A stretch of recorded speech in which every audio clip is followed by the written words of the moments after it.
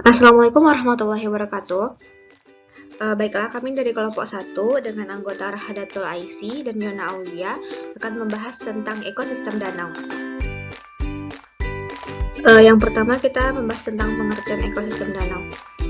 Ekosistem perairan danau atau waduk merupakan ekosistem yang cenderung tertutup sehingga menyebabkan adanya stratifikasi suhu. Selanjutnya kita akan bahas tentang komponen penyusun danau. Komponen yang pertama adalah komponen abiotik. Komponen abiotik ini terdiri dari bahan-bahan organik maupun anorganik seperti air, karbon dioksida, oksigen, asam amino, humus, dan lain sebagainya.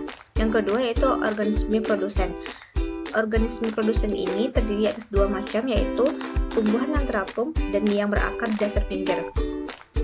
Yang ketiga yaitu organisme konsumen. Organisme konsumen yaitu hewan-hewan seperti larva, serangga, udang-udangan, dan ikan. Yang keempat adalah organisme perombak. Organisme perombak ini merupakan mikroorganisme yang terdiri atas bakteria dan jamur yang hidup tersebar di seluruh bagian kolam, terutama pada perbatasan antara air dan dasar kolam. Selanjutnya itu ciri-ciri ekosistem danau. Ciri-ciri ekosistem danau yang pertama adalah memiliki penetrasi cahaya yang kurang, yang kedua dihuni banyak film hewan, yang ketiga dipengaruhi iklim dan juga cuaca, yang keempat jenis tumbuhan didominasi oleh ganggang dan tumbuhan biji, dan yang terakhir yaitu dihuni oleh hampir semua film hewan. Selanjutnya kita akan membahas tentang tipe-tipe danau. Tipe-tipe danau yang pertama yaitu danau oligotrofik atau eutrofik. Danau oligotrofik ini merupakan danau yang memiliki kadar hara yang rendah, sedangkan danau eutrofik ini merupakan danau dengan kadar hara yang tinggi. Yang kedua yaitu danau khusus. Danau khusus ini meliputi danau distrofik dengan kandungan asam humat yang tinggi dan danau vulkanik, yaitu danau dengan stratifikasi kimiawi. Yang ketiga yaitu danau binaan atau buatan. Danau binaan atau buatan ini merupakan danau yang sengaja dibuat oleh manusia, sehingga tipe ini tergantung pada daerah dan pengairan alaminya. Selanjutnya kita akan membahas tentang pembagian daerah danau berdasarkan kedalamannya. Yang pertama yaitu daerah litoral atau disebut dengan daerah dangkal. Yang kedua yaitu daerah limnetik, yaitu daerah yang bebas, yang jauh dari tepi dan masih dapat ditembus oleh cahaya matahari. Yang ketiga yaitu daerah profundal atau daerah yang dalam, yaitu daerah akuatik danau. Yang terakhir yaitu daerah bentik, yaitu daerah dasar danau yang tempat terdapatnya bentos dan sisa-sisa organisme mati. Baiklah, saya Yona Aulia akan melanjutkan penjelasan dari Rahadatul Aisy, yaitu mengenai klasifikasi danau. Yang pertama yaitu klasifikasi berdasarkan proses terbentuknya. Nah, contohnya yang pertama yaitu danau vulkanik. Danau vulkanik adalah danau yang terbentuk akibat letusan gunung berapi.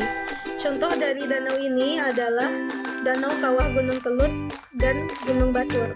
Yang kedua yaitu danau tektonik, yaitu danau yang terbentuk akibat adanya gerakan tektonik atau bergesernya lapisan kulit bumi. Contoh dari danau ini adalah Danau Meninjau, Danau Singkara, Danau Sentani, dan lainnya. Yang ketiga yaitu danau bendungan, yaitu danau yang terbentuk karena adanya aliran sungai yang dibentuk.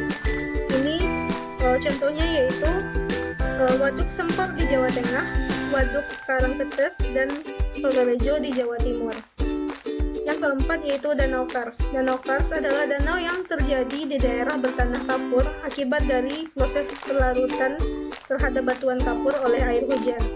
Nah, contoh dari Danau Kars ini yaitu adalah danau di Kabupaten Gunung Kidul, Provinsi Daerah Istimewa Yogyakarta.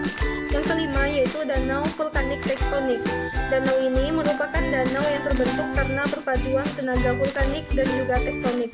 Contohnya adalah Danau Toba. Yang keenam yaitu danau glasial. Danau glasial adalah danau yang terjadi akibat erosi dari gletser.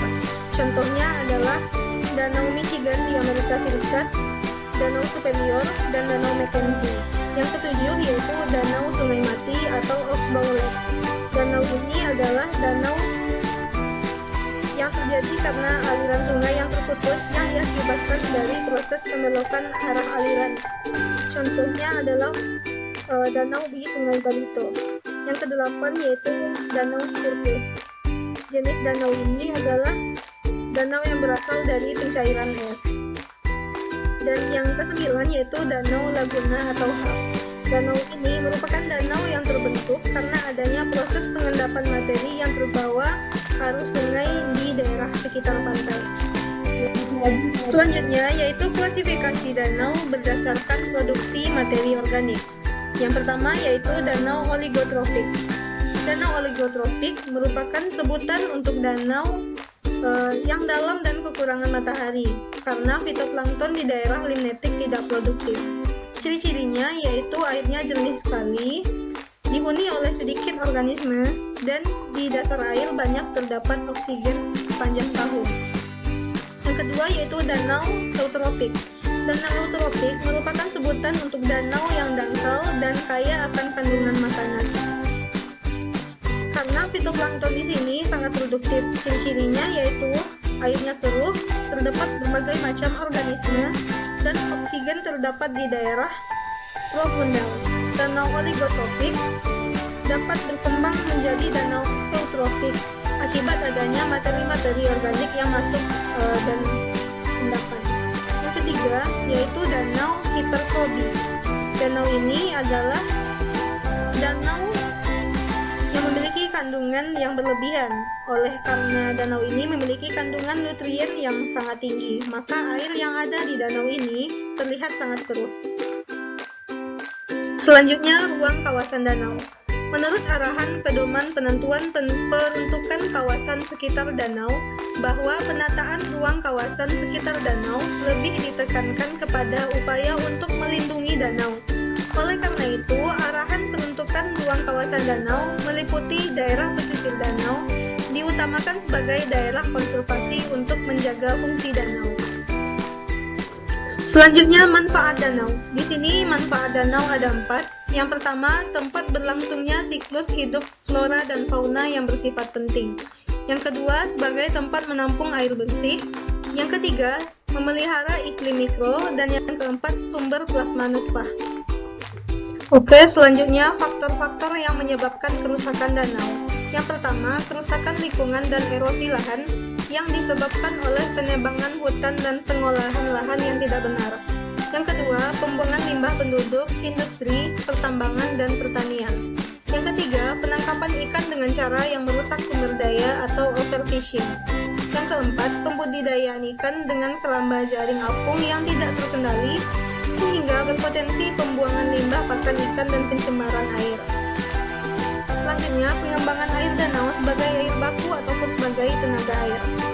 Selanjutnya, PLTA yang kurang memperhitungkan keseimbangan hidrologi danau sehingga mengubah karakteristik permukaan air danau dan sempadan danau.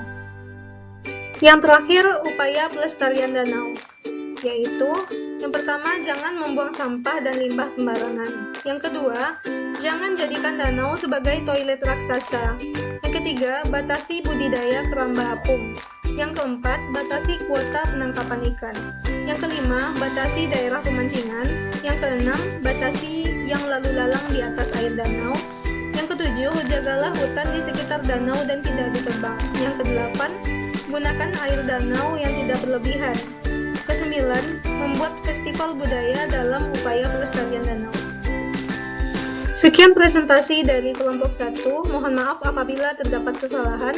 Saya akhiri dengan billahi taufik wal hidayah. Wassalamualaikum warahmatullahi wabarakatuh.